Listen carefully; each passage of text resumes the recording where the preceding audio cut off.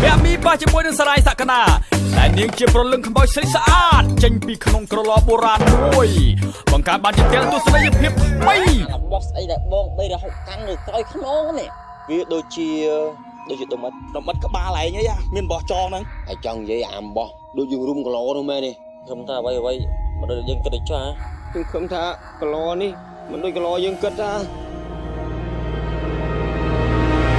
រុនធត់ញាប់ញ័រព្រឺព្រួយភ័យខ្លាចគឺរឿងក្រឡអីហ្នឹង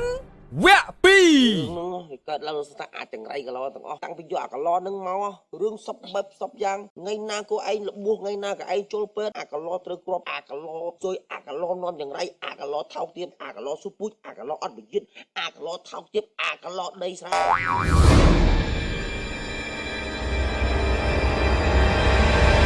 ចង់បានជីវិតអមតៈក៏ធ្វើក្រឡមួយឡើងដើម្បីឃុំញៀនខ្មោចនិងបរិវាររបស់ពួកហើយបើក្រឡនោះដាក់បានវិញ្ញាណ7នាក់សុទ្ធតែជាស្រីក្រមុំវិញអ្វីចប់ទាំងអស់ណែ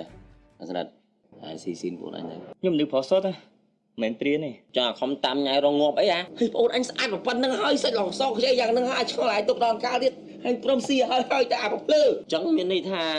3រហុកនៅព្រមចារីកមុំហើយនៅស៊ីនទៀតអត់នៅដឹងទេមិនខ្មោចតាមសម្រាប់ណៃអត់ដឹងផងមកពីណៃនៅកមុំហ្នឹងហើយមិនទៅចឹង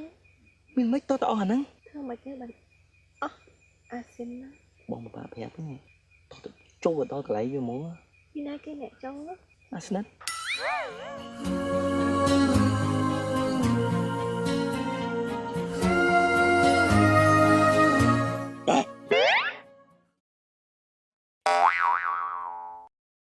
ទូស្អីគឺវល់វែកខ្មិចឡងពេញព្រៃអានេះលុបអេផ្លែស្លធ្វើឲ្យអ្នកកំពុងទទួលស្នាសើចរហូតប៉ះសក់ពេញរោងចាប់បញ្ចាំងពីថ្ងៃទី6ខែមេសាឆ្នាំ2015នៅរោងភាពយន្ត Platinum សាសូរិយា